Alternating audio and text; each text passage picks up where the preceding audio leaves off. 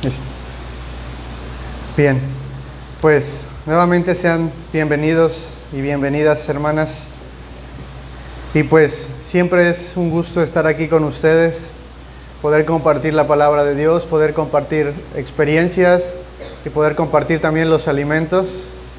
Espero que no se me duerman por eso. Pero repito, siempre es un gusto estar aquí con ustedes. Y sobre todo que, como le decía a mi hermana José, siempre nos reciben con mucho amor, siempre nos reciben con mucho cariño. Y pues esa es la expresión del verdadero amor, el servicio hacia los demás. Y estamos estudiando el libro de Colosenses, más bien la carta a los Colosenses. Ya estamos avanzados, hermanos. Ya estamos en el capítulo 3 y ya casi estamos por terminarlo. Ya casi vamos entrando al capítulo 4. Solamente para ponernos en contexto con el capítulo 3 de la carta a los Colosenses. La carta a los Colosenses, o más bien el capítulo 3 de la carta a los Colosenses, nos dice que ya que fuimos rescatados y que fuimos salvados por Cristo, eso debe producir en usted y en mí algo. ¿Qué debe producir en nosotros? Bueno, debe producir gratitud, en primer lugar, ¿no? Pero también debe producir un cambio de vida, que Colosenses 3 nos dibuja como si usted y yo nos cambiásemos de ropa, vestidos de Cristo. En resumen, vístanse de amor.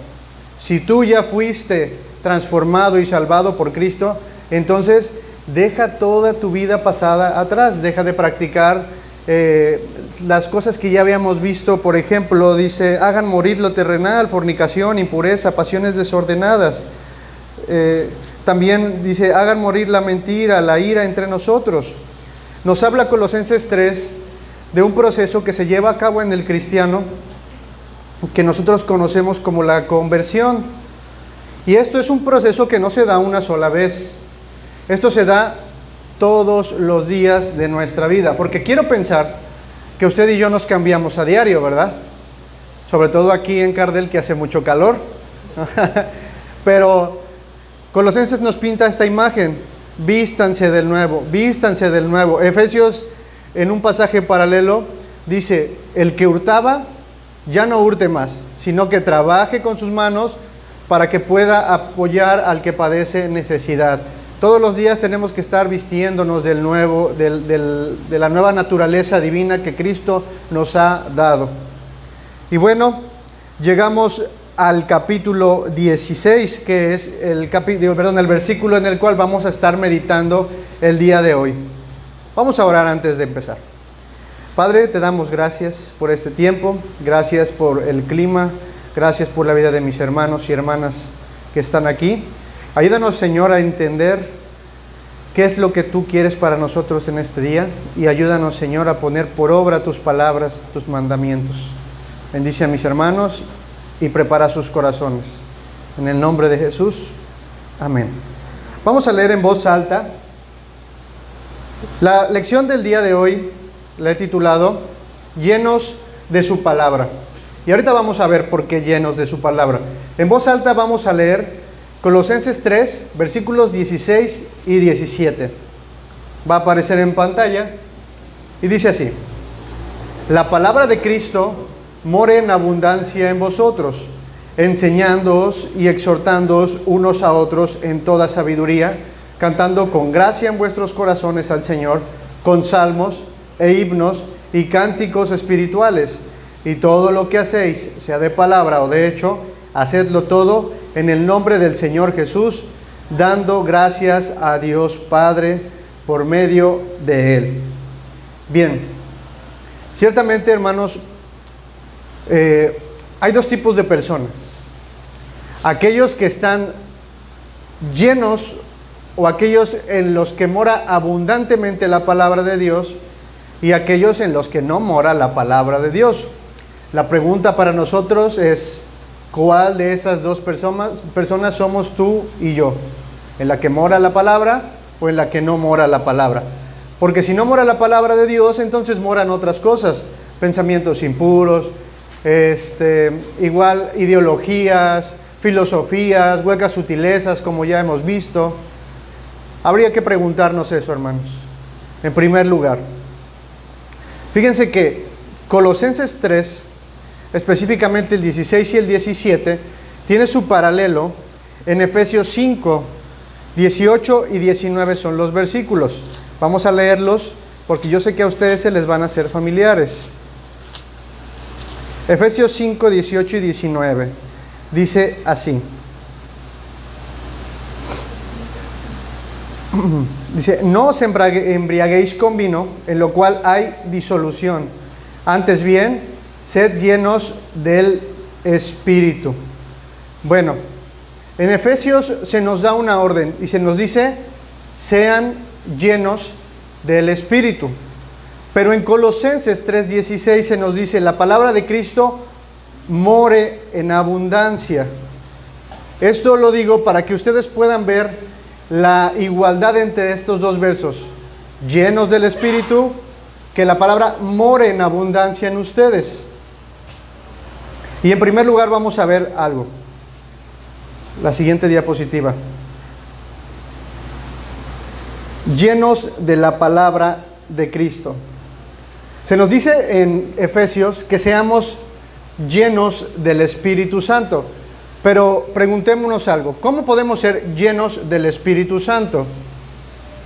Solamente siendo llenos de su palabra, o que la palabra de Cristo more en abundancia en nosotros. Específicamente, cuando Efesios dice que seamos llenos del Espíritu Santo, nos está diciendo que seamos controlados por el Espíritu de Dios. Efesios nos presenta la analogía de una persona que es dominada por el alcohol. Una persona que es dominada por el alcohol obviamente va a hacer cosas que no haría estando en juicio. De la misma manera, usted y yo debemos ser dominados por el Espíritu.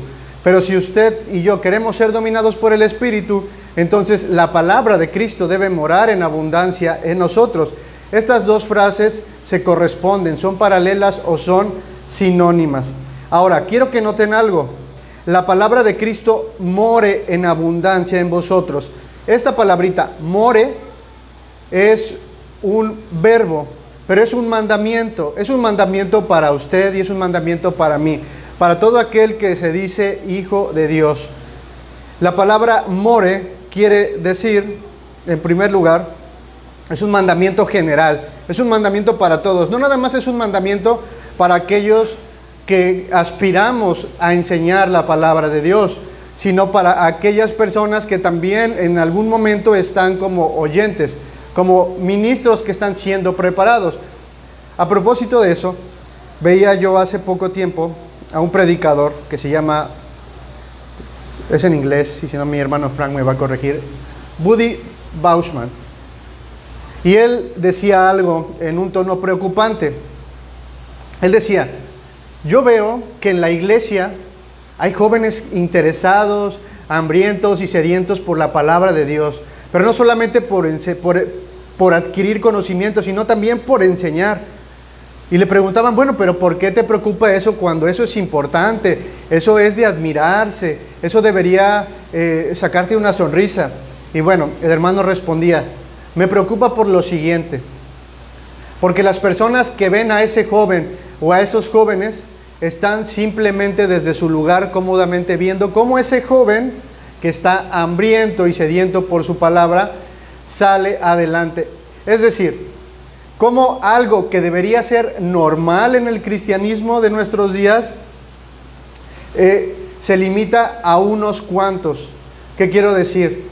Que usted, que yo, que cada una de las personas que estamos aquí deberíamos ser como ese joven, hambriento y sediento, porque la palabra de Cristo more en abundancia en nosotros. ¿No debería sorprendernos que un joven quiera estudiar la palabra? Sí deberíamos animarlo, pero nosotros mismos deberíamos estar hambrientos y sedientos y con el interés de estudiar su palabra. Así que, en primer lugar, hermanos, esto es un mandamiento. La palabra de Cristo more en abundancia en vosotros, en ustedes, en mí. Quiere decir que la palabra habite, que la palabra haga su casa, que la palabra viva en nosotros. Cuando Pablo en Colosenses dice que la palabra de Cristo more, nos está mandando eso, no nos está sugiriendo. Es un mandamiento. Pero dice que la palabra de Cristo more en abundancia en ustedes. ¿Cuántos de aquí llevan un plan de lectura? Diario, mi hermano. Ok. ¿Cuántos lo están leyendo? ¿Lo están llevando? Ok. ¿Se dan cuenta que realmente el ejemplo que yo vi en internet no es algo ajeno a nuestro contexto en Cardel ni en Jalapa? Muchas personas tenemos acceso ilimitado a las redes y en las redes podemos encontrar todos aquellos recursos que nos ayudan a seguir creciendo en el conocimiento de la palabra. Uno de ellos es poder llevar un plan de lectura, pero no todos, aunque lo tenemos. Es más, yo les apuesto que si lo tuviéramos impreso ahí, aún así no lo llevaríamos. ¿Y por qué lo digo? Porque yo lo he hecho, no solamente porque yo lo he visto. No nos podemos limitar simplemente, hermanos y hermanas, a venir el domingo, ocupar el asiento y escuchar lo que otra persona más nos dice. Gracias al Señor que ha provisto a la iglesia, a su iglesia de ministros, de personas fieles que se preparan domingo a domingo para poder predicar su palabra. Pero hermanos, no solamente tienen ese llamamiento las personas que se paran aquí enfrente, ustedes también tienen ese llamamiento. Y no solamente a una lectura dominical, a una lectura diaria. Por eso es que dice que la palabra de Cristo more en abundancia.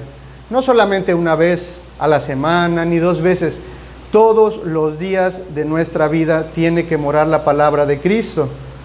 Dice Pedro, ¿a dónde iremos si solamente tú tienes palabras de vida? Ayer, precisamente, estábamos en una boda y el pastor que estaba presidiendo la ceremonia hablaba acerca de un pasaje de Juan 15 y hablaba de la vid y de los pámpanos. El Señor es la vid, nosotros somos los pámpanos, las ramas, y separados de Él, nada podemos hacer. Hermanos, si usted y yo no tenemos el interés porque su palabra more en abundancia en nosotros, tarde que temprano vamos a caer. Es inevitable, sí es inevitable, pero podemos evitar o menguar esa parte. Tenemos que estar preparados para cuando la prueba venga, para cuando la tentación venga, y eso solamente se puede obtener o se puede lograr por medio de la abundancia de su palabra. Así que no olvidemos esto, es un mandamiento. Sigamos leyendo. Versículo 16. La palabra de Cristo more en abundancia en vosotros, enseñándoos y exhortándoos unos a otros en toda sabiduría, cantando con gracia en vuestros corazones al Señor, con salmos e himnos y cánticos espirituales. Ahora, quiero que noten algo. El capítulo 3, como mencionaba, nos viene diciendo que nos vistamos con la nueva naturaleza que Cristo ya nos ha dado y que ha ganado para nosotros. Esto pudiera parecer que se dirige de manera individual a cada uno de nosotros, porque cada uno de nosotros debe vestirse todos los días con la nueva naturaleza que Cristo nos ha dado. Pero cuando llegamos al verso 16, no sé si lo notan, pero empieza a decir Pablo que la palabra de Cristo mora en abundancia en ustedes. Enséñense y exhórtense unos a otros. Estas palabras nos hacen pensar que Pablo aquí se está dirigiendo a un contexto general, es decir, a un contexto eclesiástico, a la iglesia. ¿Dónde nos vamos a enseñar y dónde nos vamos a exhortar unos a otros? Es en la iglesia. También puede ser de manera individual, pero en la iglesia, hermanos y hermanas, o como iglesia más bien, tenemos la oportunidad, en esta fricción que tenemos, de poder exhortarnos y de poder enseñarnos unos a otros. No sé si a ustedes les pasa, pero cuando usted conoce por primera vez a un hermano, siempre está, bueno, a mí me ha pasado y yo he tenido esa impresión de que conozco a un hermano y, oh, wow, no, el hermano súper amable, súper buena onda, lo mejor. pero lo empezamos a conocer o nos empiezan a conocer y, bueno, el hermano ya no es tan buena onda como parecía. El hermano sí se enoja. El hermano tiene falta de conocimiento de estas cosas, o el hermano esto, ¿no? Empezamos a notar las carencias de los otros y los otros empiezan a notar esas carencias. Pero ¿dónde se puede dar solamente esto? Pues es en la iglesia, hermanos. Es ahí donde radica la importancia de ser iglesia y de la comunión unos con otros. Por eso Pablo dice, enséñense y exhórtense unos a otros. Pero hay una condicionante, dice, con toda sabiduría o en toda sabiduría. Y es que usted y yo podemos tener todo el conocimiento del mundo, pero si no lo usamos con sabiduría, entonces, hermanos y hermanas, podemos ocasionar un problema mayor. Hablábamos en Jalapa acerca de los atributos comunicables de Dios y hablábamos de la sabiduría de Dios. Pero cuando hablamos de sabiduría, hermanos, hablamos del conocimiento puesto en acción. Usted y yo tenemos conocimiento. Yo ponía el ejemplo de Filipenses 4, 6 y 7. Por nada estéis afanosos, sino sean conocidas vuestras peticiones delante de Dios con toda oración y ruego, y la paz de Cristo, que sobrepasa nuestro entendimiento, guardará vuestros corazones en Cristo Jesús. Ya me lo memoricé, ya lo sé, tengo el conocimiento de esa porción de la Escritura.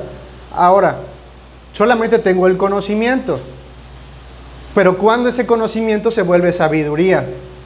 Se vuelve sabiduría cuando usted y yo ocupamos ese conocimiento en alguna situación adversa o complicada de nuestra vida, o cuando usted y yo recomendamos este pasaje a una persona que está pasando una situación difícil. Porque ¿de qué sirve tener el conocimiento si no lo vamos a usar? Entonces, el conocimiento se transforma o se resume en sabiduría.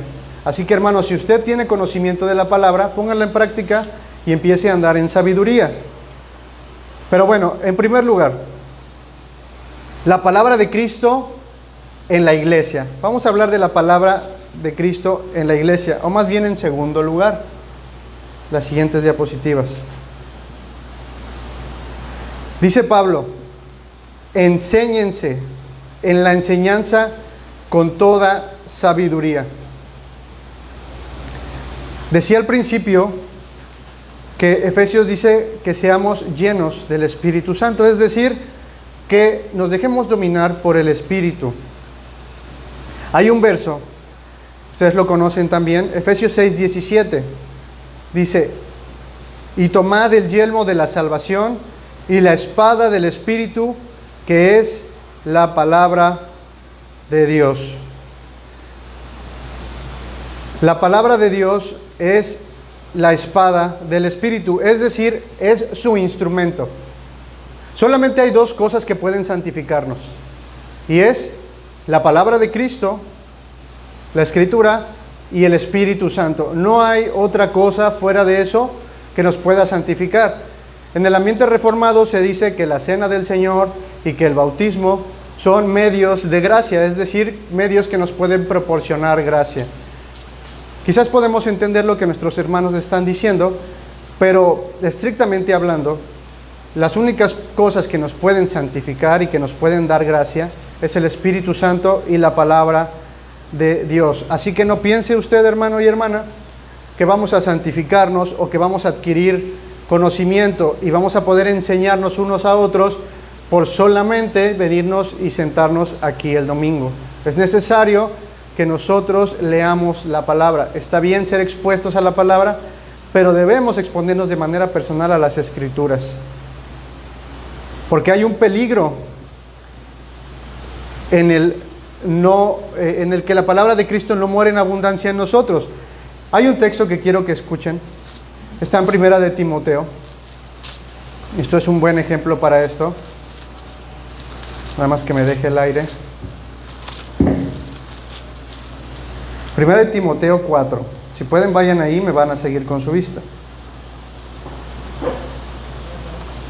Dice así: pero el Espíritu dice claramente que en los postreros tiempos algunos apostatarán de la fe, escuchando a espíritus engañadores y a doctrinas de demonios. Y no pensemos que las doctrinas de demonios se refieren a aquellos actos ocultos satánicos que vemos luego en las películas o que podemos ver luego en los reportajes de este lugar famoso Catemaco, ¿no? Donde hacen las limpias. No, fíjense lo que la Escritura llama doctrinas de demonios. Por la hipocresía de mentirosos que teniendo cauterizada la conciencia prohibirán casarse, doctrina de demonios, y mandarán abstenerse de alimentos que Dios creó para que con acción de gracias participasen de ellos los creyentes y los que han conocido la verdad, porque todo lo que Dios creó es bueno y nada es de desecharse si se toma con acción de gracias, porque la palabra de Dios y por la oración es santificado. Bueno, ¿cuál es el peligro de que la palabra de Cristo no more en abundancia en nosotros? Bueno, como diría Pablo, vamos a ser llevados por todo viento de doctrina. Y esto en el cristianismo se traduce en prohibiciones, se traduce en esta cuestión de no comas, no bebas, tienes que usar esta ropa, no tienes que usar esta ropa, no tienes que casarte. Esto la Biblia le llama doctrinas de demonios. Si usted y yo no tenemos la palabra de Cristo morando en nosotros, seguramente seremos blanco fácil de estas enseñanzas. Legalismo, religiosidad y apariencia simplemente. Pedro nos dirá que si alguno habla, hable conforme a las palabras de Dios. Si usted y yo vamos a enseñar, nuevamente repito, no se limita al hecho de estar predicando o enseñando en la congregación. También usted y yo enseñamos cuando tenemos esta interacción con nuestros hermanos. ¿Y cómo debemos hablar? Bueno, si vamos a hablar, hable conforme a las palabras de Dios. Pablo le dirá a Timoteo que usemos bien la palabra de verdad. Y esto tiene que ver con lo que dice Pablo en este mismo contexto, que usemos o que nos enseñemos en toda o con toda sabiduría. Hermano, usted y yo tenemos que ser sabios al enseñar a otros. Hay personas, yo he visto, que cuando enseñan, principalmente en contextos de escuela dominical o clases que tienen que ver con doctrina, los hermanos tienen mucho conocimiento, demasiado conocimiento, pero a la hora de enseñar se desesperan porque las otras personas no los entienden. En ese sentido es que ellos deben aplicar su sabiduría. Como dice Pablo, que sus palabras sean con gracia y sazonadas con sal. Deben tener esa sabiduría para poder enseñar a otras personas. A pesar de que ellos tengan mucho conocimiento, el hermano o la hermana que está enseñando, ¿o no les ha pasado que de repente usted está tratando de enseñarle el Evangelio o explicarle el Evangelio a otra persona y como que la otra persona no les entiende? Bueno, hermanos, deben ser pacientes. Aparte de la sabiduría, también agregaría amor. ¿Y por qué amor? Recordando que nosotros no entendíamos nada, absolutamente nada de lo que estamos o de lo que entendemos ahora. Y que alguien tuvo esa paciencia y fue sabio al explicarnos las cosas. Por eso digo que también hay que hacerlo con amor. Bueno, la palabra de Cristo se ve reflejada en la iglesia, entonces en la enseñanza, con toda sabiduría. Pero ¿en qué otra área se ve reflejada la palabra? En la exhortación. Y de igual manera hay que hacerlo con sabiduría. Hermanos, todos podemos exhortar en la iglesia. ¿Cómo ven? ¿Todos tenemos la capacidad de poder exhortarnos en la iglesia? Potencialmente, sí. Pero no todos tienen esa capacidad. Y en primer lugar porque hay un don. Pero también otra limitante que tenemos es que la palabra de Cristo no mora en abundancia en nosotros. Si la palabra de Cristo no mora en abundancia en nosotros, entonces no podemos exhortar a nadie. Y hermanos, les hago una advertencia. Si usted no está leyendo su escritura, si usted no está estudiando y no está meditando en las escrituras, por favor absténgase de querer exhortar a una persona. ¿Por qué lo digo? Bueno, mi esposa y yo tenemos una amiga que queremos mucho. Esta amiga, que espero si algún día ve este video, ya le pedimos perdón, porque ella nos hizo ver ese error. Esta amiga llegó un día y nos contó una serie de cuestiones que estaba pasando en su vida. Y yo y mi esposa platicamos, nos citamos en un café, empezamos a platicar, la escuchamos, y esta amiga comenzó a contarnos sus dificultades. Hermanos y hermanas, le dimos un consejo que casi la lleva a la destrucción de su familia. Gracias a Dios que a mi hermana la estaba aconsejando una persona, una mujer sabia, una mujer en la cual habitaba la palabra de Dios, y mi hermana pudo resolver su situación, y gracias a Dios que ella nos hizo ver ese error. Fue muy penoso para nosotros porque ella nos dijo, Irra, Lili, quiero agradecerles por haberme escuchado, pero el consejo que me dieron no es bíblico. Hermanos, nos sentimos fatales. En primer lugar, porque estuvimos a punto de destruir su relación, y en segundo lugar, porque nos apenamos demasiado, porque no estábamos usando bien la palabra de verdad. Al contrario, simplemente dijimos lo que habíamos escuchado de alguien o lo que en la experiencia nosotros habíamos vivido, pero nosotros no vivimos y no aconsejamos conforme a nuestra experiencia, sino de acuerdo a las palabras del Señor Jesucristo, a la Escritura. El que hable conforme a las palabras de Dios. Entonces, el conocimiento es necesario. Vean lo que dice Romanos 15:14. Pero estoy seguro de ustedes, hermanos míos, de que ustedes mismos están llenos de bondad, llenos de todo conocimiento, de tal manera que pueden amonestarse los unos a los otros. ¿Ven los requisitos que tiene aquí Pablo? Llenos de bondad, pero no es necesaria, o no solamente no es suficiente la bondad. Dice, llenos de todo conocimiento, de tal manera que puedan amonestarse los unos a los otros. Ahora, si usted y yo tenemos la palabra de Cristo morando en nosotros, esto nos puede llevar también a la madurez. Escuchen lo que dice Gálatas 6:1, va a aparecer ahí. Hermanos, si alguno fuere sorprendido en alguna falta, ustedes que son espirituales, maduros, restáurenle con espíritu de mansedumbre, considerándote a ti mismo, no sea que tú también seas tentado.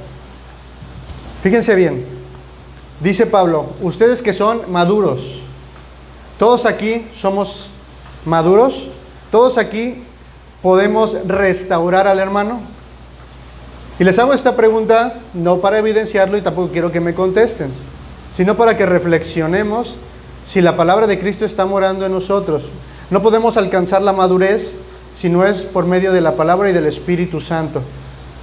Si queremos ser maduros y queremos restaurar a la persona que ha caído, entonces la palabra de Cristo debe morar en abundancia en nosotros.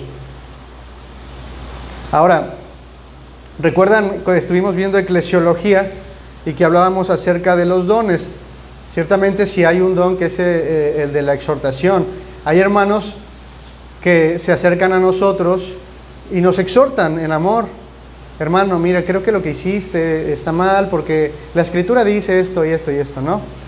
Pero hay otros hermanos que no tenemos ese don y somos muy duros y somos muy ásperos a la hora de querer restaurar a los demás. Hermano, ¿qué hiciste? Estás mal, estás loco, estás pecando. Casi les decimos, hijo del diablo, ¿no? Y no tenemos tacto para poder hacerlo. Eso es cierto, no tenemos quizás el don, pero potencialmente podemos restaurar a un hermano si somos maduros. Vuelvo a repetir, si la palabra de Cristo mora en abundancia en nosotros. Vamos a ver un ejemplo, 1 Timoteo 5:1.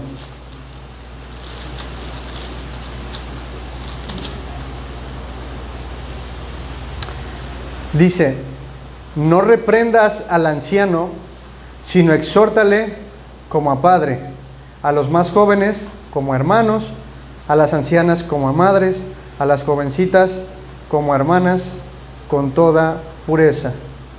Dice, no reprendas al anciano. O sea, no lo regañes. No le hagas, no te portes mal con él, sino exhórtale. Y esto tiene que ver con un concepto que creo que también ya conocen ustedes, la nutesis.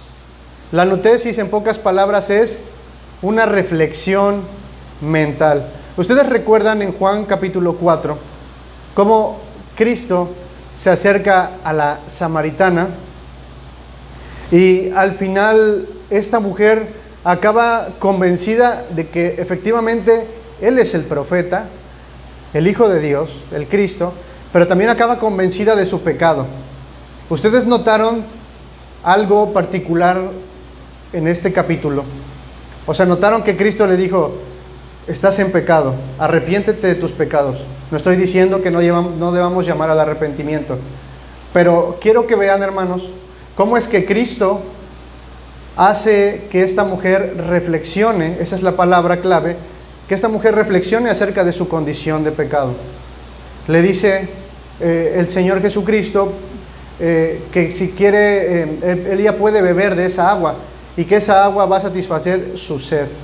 Y le dice ella, oye, pero pues, ¿cómo voy a sacar esa agua? ¿O de dónde puedo obtener esa agua? ¿No? Tienen una conversación así y le dice, ve y llama a tu marido. Y se queda la mujer pensando, bueno, no es mi marido. Es más, ya tuve como 5. Pero ¿en qué momento Cristo le dice, arrepiéntete de tus pecados? Cristo la lleva a la reflexión. Y es esto a lo que se refiere este pasaje. No reprendas al anciano, sino exhórtale. Llévalo a la reflexión. Hazlo como si fuera tu padre.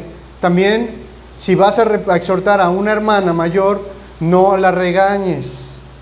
Hazla o llévala a la reflexión. Exhórtala con toda sabiduría. Esa es la sabiduría, es el conocimiento de que Dios nos da en acción. Debemos hacer eso, hermanos y hermanas, y considerémonos a nosotros mismos, no sea que nosotros también seamos tentados. Entonces ya vimos que la palabra de Cristo se ve reflejada cuando mora en nosotros, cuando enseñamos y cuando exhortamos con toda sabiduría. ¿En dónde se tiene que ver que la palabra de Cristo mora en abundancia también en nosotros? Bueno, leamos 3:16. Dice, cantando con gracia en vuestros corazones al Señor, con salmos e himnos y cánticos espirituales. Esta división de cantos, salmos, himnos y cánticos espirituales es algo a lo que no debemos tomarle quizás mucha importancia en cuanto a querer definirlas. ¿Qué son los salmos? Eso sí lo sabemos. ¿Cuáles son los salmos? Los del libro del Antiguo Testamento. Los himnos, bueno, es muy probable que los himnos no sean los himnos que tenemos nosotros en el himnario. ¿Alguien recuerda, por ejemplo, Filipenses 2:5? ¿Alguien lo recuerda? No tiene mucho que lo acabamos de ver. Eso es quizás un himno. También en Timoteo tiene otro himno. Hay cerca de 3 o 4 himnos en las cartas que Pablo hace. Y es probable que cuando nosotros tenemos un canto, que es Jesús es el Señor, con relación a lo que decía mi hermano Frank en la mañana, ¿no? A los estados de existencia del Cristo. Bueno, pero los cánticos espirituales, ¿a qué se referirán? Pues realmente no lo sabemos. Puede ser que se refiera a cantos que estuvieran dominados por el Espíritu, cantos en los que la palabra de Cristo morara en abundancia, ¿no? ¿Y por qué se tiene que ver reflejado, hermanos y hermanas, la palabra de Cristo en los cantos? Bueno, en nuestra actualidad, sobre todo entre los jóvenes y en iglesias con congregantes muy jóvenes, se estila que la música tiene que ser una música llamativa, una música con muchos instrumentos, y no está mal, suena bien. Lo malo es que hay canciones que simplemente usan frases repetitivas. Te amamos, te amamos, te amamos, te amamos. ven, ven, ven, ven, ven, ven. Y bueno, pero ¿qué nos están queriendo decir o qué nos están transmitiendo esas canciones? Ahora otra canción. Ven Espíritu Santo, ven. Ven Espíritu Santo, ven. Las canciones no son malintencionadas, no está mal. Pero ¿no acaso ya tenemos al Espíritu Santo morando en nosotros? No es necesario que lo llamemos. A eso me refiero con que la palabra de Cristo mora en abundancia en nosotros. Vamos, si nosotros no tenemos ese conocimiento, vamos a estar cantando cosas que ni siquiera sabemos, o ni siquiera son bíblicas. Aparte, ¿usted ha notado que los niños aprenden mejor cantando? Se aprenden las cosas más rápido. Y nosotros también. ¿Cuántos de aquí no se aprendieron una canción de cualquier artista que no sea cristiano? Y se la saben hasta ahora, estoy seguro. Porque se la aprendieron también, les gustó tanto que la recuerdan y les dejó una enseñanza. Bueno, de esa misma manera, hermanos y hermanas, es que nosotros debemos esforzarnos porque nuestros cantos sean bíblicos. Nuestros cantos contengan las palabras de la Escritura. Hay un hermano que canta literalmente lo que dice el texto, solamente le agrega música. Eso es bueno, eso no les gusta a muchas personas porque les aburre, pero eso es lo ideal, que nosotros cantemos la Escritura. El disco se llama Canta Palabra, así que si lo quiere buscar, lo va a encontrar así, Canta Palabra, ¿sale? Entonces, la palabra de Cristo debe morar en abundancia a la hora de nuestro culto, a la hora de la alabanza. Escuchen lo que dice Pablo a los Corintios. ¿Qué pues?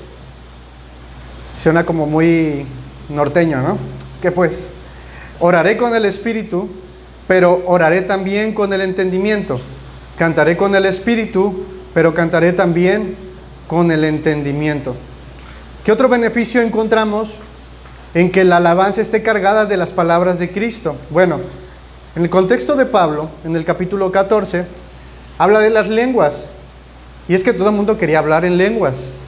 Todo el mundo andaba por acá con Rambo saca la bazuca, rabasaya y todas las cosas, pero nadie se entendía. Nadie se entendía. Y Pablo les dice, a ver, dense cuenta de algo. Lo que tú estás diciendo posiblemente solamente es algo que quizás Dios entiende, pero no se tiene que hacer así. Tú tienes que hablar en un lenguaje en el cual los hermanos puedan entender lo que estás diciendo. ¿Para qué? Para que aquel que te escucha diga amén a lo que tú estás diciendo. Entonces, Pablo les dice, tienen que orar con el entendimiento, pero también tienen que cantar con el entendimiento. Usted y yo cantamos con el entendimiento cuando entendemos lo que estamos cantando, cuando entendemos que realmente Cristo es el Señor, porque Él se despojó a sí mismo. Ustedes recuerdan esta canción, la de Jesús es el Señor. Es una canción con alto contenido cristológico. Debemos cantar con el entendimiento, hermanos, no solamente porque la canción esté bonita, sino porque realmente entendemos a quién le estamos cantando. Hay muchos artistas por ahí que las letras más bien parece que se las están cantando a su novia, a su esposa, pero no a Dios, no a Cristo. Entonces, hermanos, cantemos con el entendimiento también, que nuestras palabras estén, nuestras alabanzas, ya que quizás no sean los salmos o no sean himnos, pero si vamos a cantar una alabanza, que esté cargada de teología, de doctrina, de cristología. ¿Y cuál es el motor de esto? ¿Cuál es el motor de nuestra alabanza? Es la gratitud. De eso vamos a hablar un poco más al ratito, o más adelante, porque dice, cantando con gracia en vuestros corazones, es decir, con acción de gracias. Pero vamos al verso 17. Dice, y todo lo que hacéis, sea de palabra o de hecho, hacedlo todo en el nombre del Señor Jesús, dando gracias a Dios Padre por medio de Él. En tercer lugar,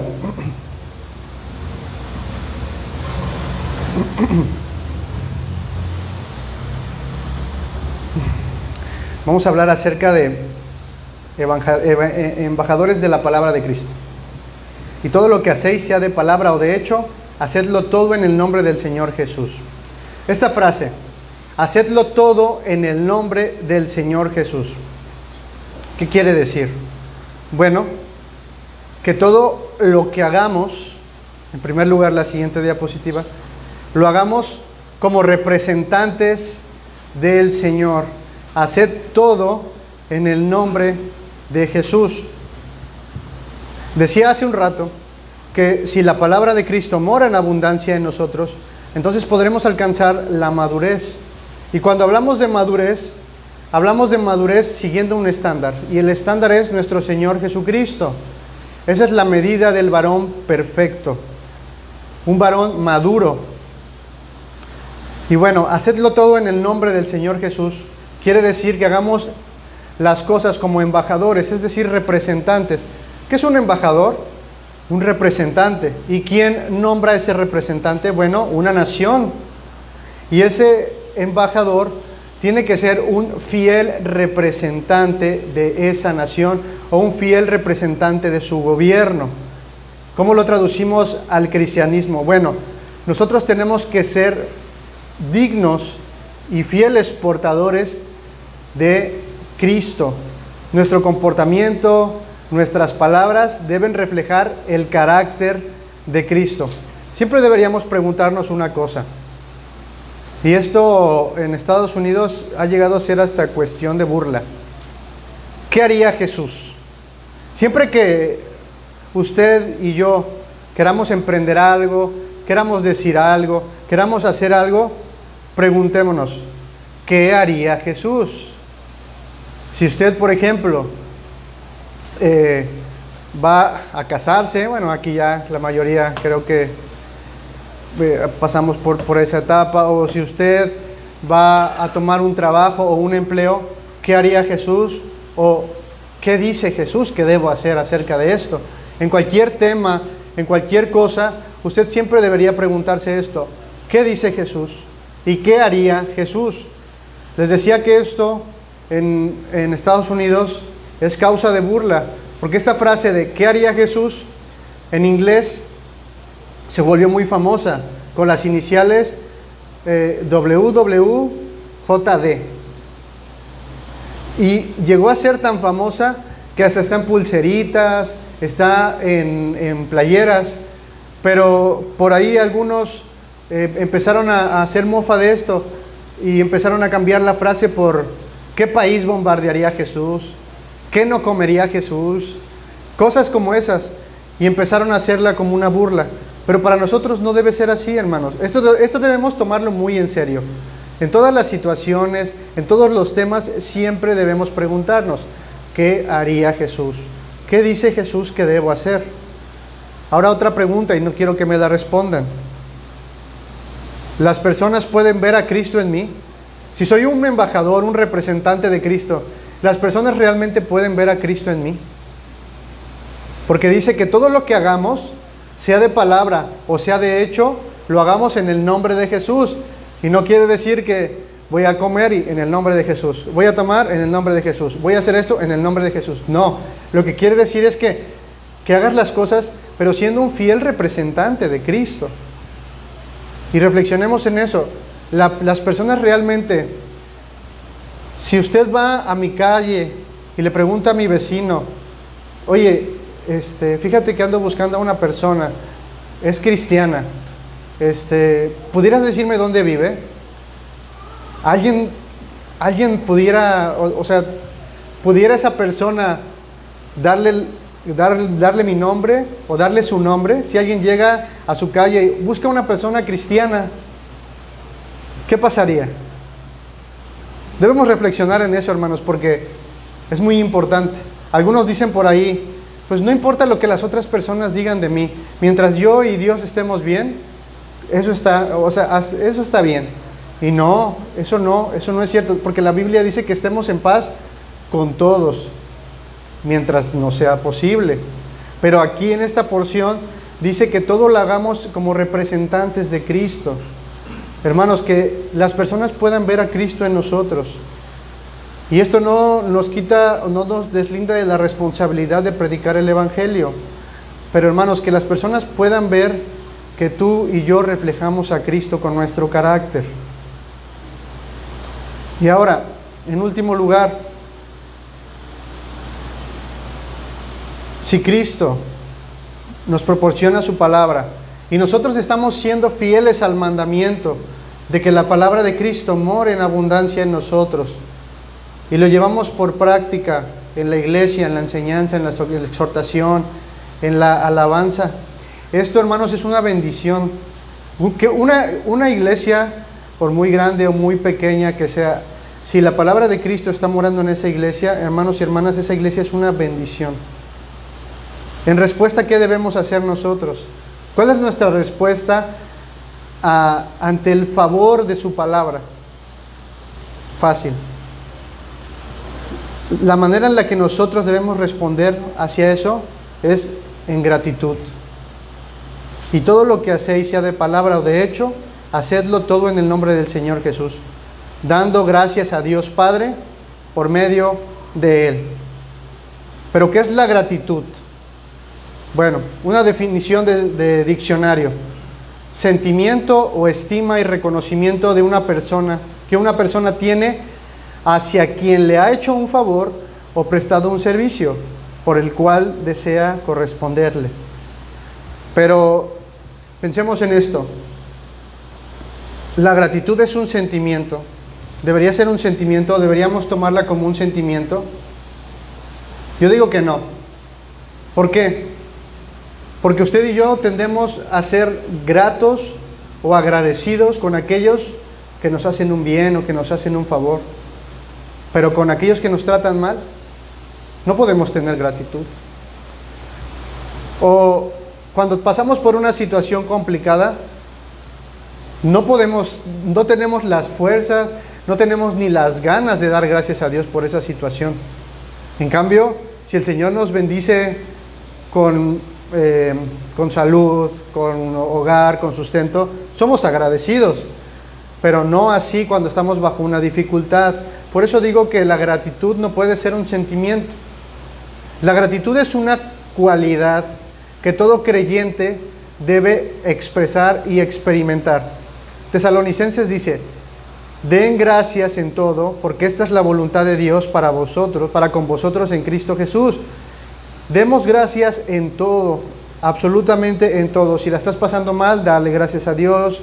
Si la estás pasando bien, dale gracias a Dios, porque todo para el que ama a Dios abona para bien. El supremo bien es ser conformados a la imagen del Señor Jesucristo. Entonces, la gratitud no es un sentimiento. Entonces, si nosotros ya hemos podido experimentar la abundancia de su palabra, hermanos, entonces demos gracias a Dios por ello. Un ejemplo que siempre me gusta traer a la mente es que si usted tuviera una deuda, llámese Coppel, Electra, Chedraui, Bancomer, con quien sea, no tengo una cantidad, pero supongamos que esa cantidad es impagable. Usted no la puede pagar, se está tronando los dedos, se está dando de topes contra la pared porque le van a embargar su casa y le van a quitar sus bienes. Y de repente aparece alguien que no conoce, alguien que apareció y supo de su necesidad. Llega y paga su deuda. ¿Qué es lo que usted va a hacer? Bueno, en primer lugar, va a experimentar gozo, tranquilidad, paz. Pero usted va a querer darle hasta su vida a esa persona por ese favor tan grande e inmerecido, por haberle pagado esa deuda, porque su casa estaba en juego, porque su familia estaba en juego, porque sus propiedades y pertenencias estaban en juego. Bueno, nosotros hemos recibido un bien mayor, hermanos. Hemos recibido su palabra, tenemos acceso a su palabra, cosa que nuestros hermanos, no nos vamos a ir tan lejos, cosas que nuestros hermanos de la sierra de Chiapas y de Oaxaca no tienen. Hay muchas personas que no tienen acceso a la Escritura, o que la tienen, pero son perseguidos por causa de su fe. Y nosotros tenemos esta bendición, hermanos. Así que siempre que pueda, usted traiga su Biblia, use su Biblia, que la palabra de Cristo more en abundancia, y siempre demos gracias a Dios por ello. Seamos agradecidos, hermanos. tengamos siempre esa actitud de agradecimiento. Y demos gracias a Dios por eso, hermanos. Vamos a hacer una oración. Padre, te damos gracias por tu palabra. Gracias, Señor, porque nos has bendecido con tu escritura y nos das el privilegio de poder usarla, de poder reflexionar en ella. Gracias, Señor, y te pedimos que nos ayudes a ser diligentes para que tu palabra, Señor, pueda morar en abundancia en nosotros, para que podamos enseñarnos, exhortarnos, para que podamos cantar por medio de la abundancia de tu palabra. Te damos gracias, Señor, y te pedimos también que nos ayudes a ser fieles representantes tuyos. Sabemos que quizás no podemos hacerlo a la perfección, pero ayúdanos, Señor, a esforzarnos cada día para que las personas puedan ver a Cristo en nosotros. Bendice a mis hermanos y te ruego, Señor, que tu palabra abunde en ellos. En el nombre de Jesús. Amén.